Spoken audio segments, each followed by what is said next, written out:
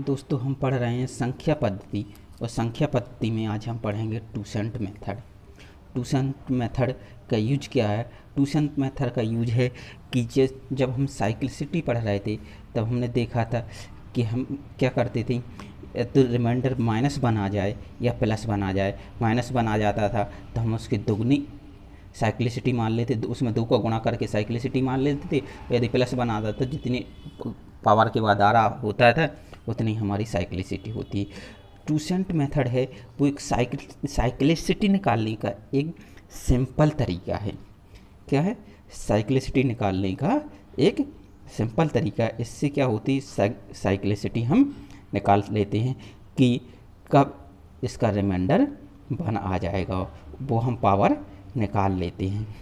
जैसे यदि हम एक एग्जांपल ले लें कि 2 की घात 19, इसको डिवाइड करना है 9 से। ठीक, तो जो टूसेंट मेथड है उसके द्वारा हम क्या करते हैं, जो हर है उससे टूसेंट निकाल लेते हैं। टूसेंट होता है वह घात जिससे हम ये 2 की घात जो 19 है उसमें हम भाग देंगे। ठीक, तो सबसे पहले हमारे टूसेंट निकालने का तरीका है, उसमें हम जो हर है उसके फैक्टर करते हैं। तो 9 के क्या गुणनखंड हो जाएंगे, 3 की घात 2। ठीक, टूसेंट कैसे निकालेंगे? टूसेंट निकालने का तरीका है कि जो संख्या है उसका संख्या इनटू 1 माइनस 1 अपॉन जो संख्या के फैक्टर हैं उसका हम गुणा कर देते हैं। तो क्या हो जाएगा, 9 गुणा ये 2/3, 3 तिरका 9, यानी 3 दूनी 6। तो जो है इसका टूसेंट आ गया, ये क्या आ गया, 6 आ गया। ठीक, अब इस 6 का हम क्या करेंगे, इस टूसेंट का इसकी घात में भाग दे देंगे। क्या कर देंगे, इसकी घात में हम टूसेंट का भाग देते हैं और जो रिमाइंडर आता है उसको हम यहाँ पर लिख देते हैं। तो 19 में हम 6 का भाग देंगे तो 6 3 18, कितना बचेगा, रिमाइंडर बचा 1। यानी अब इसको हम क्या लिख सकते हैं, 2 की घात 1 अपॉन 9। 2 की घात 1 कितना होता है, 2/9, यानी इसका जो रिमाइंडर है वो कितना आ गया, 2 आ गई। अब इससे हमें फ़ायदा क्या हुआ, इससे फ़ायदा ये हुआ कि जब हम साइक्लिसिटी निकाल रहे होते थे तब क्या करते थे, तब हम करते थे कि पहले 2 की घात 1 में क्या करते थे, 9 का डिवाइड करते थे, रिमाइंडर आया 2। फिर 2 की घात 2 में 9 का डिवाइड करते थे, रिमाइंडर आया 4।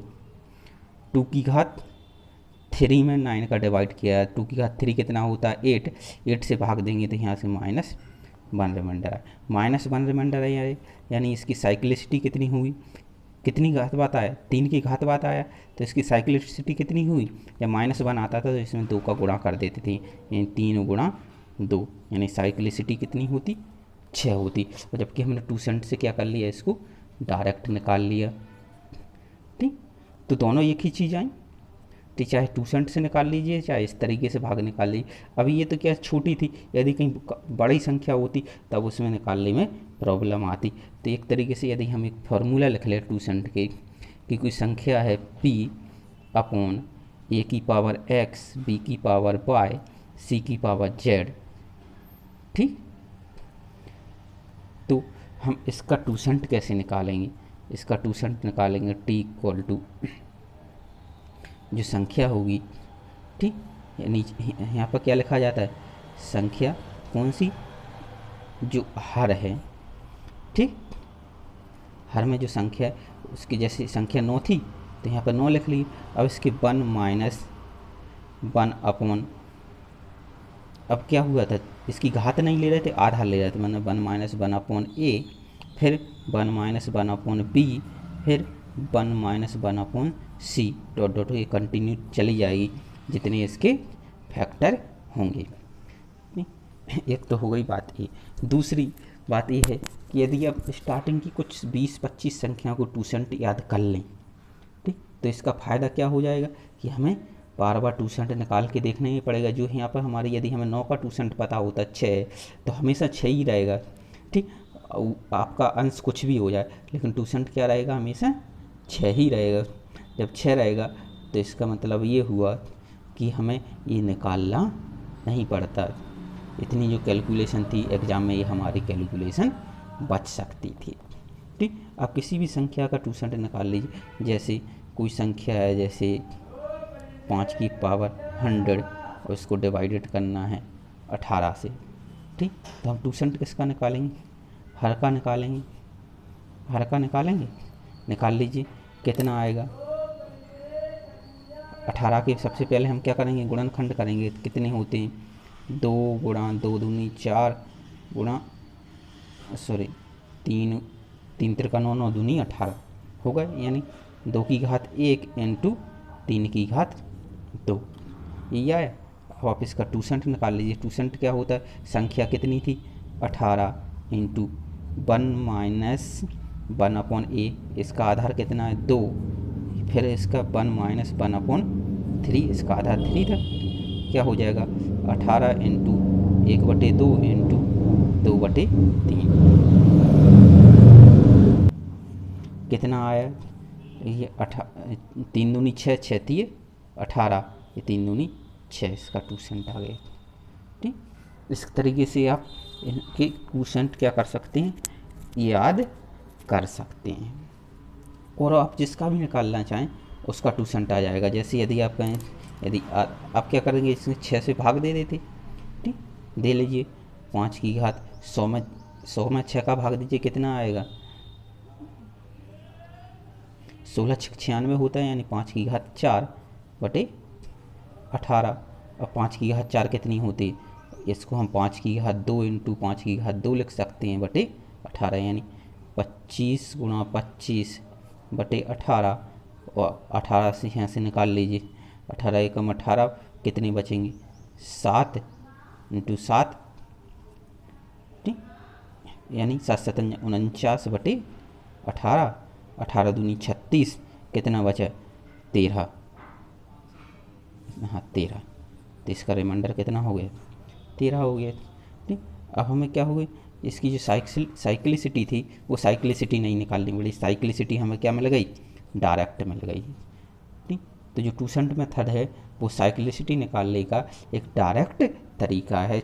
आप जो भी आधार में दिया हो उसका टूसेंट निकाल लीजिए और क्वेश्चन को सॉल्व कर सकते हैं। मैंने पहले ही बताया था साइक्लिसिटी के द्वारा जो रिमाइंडर है निकालना सबसे अच्छा, और इससे आप किसी भी संख्या को आसानी से सॉल्व कर सकते हैं।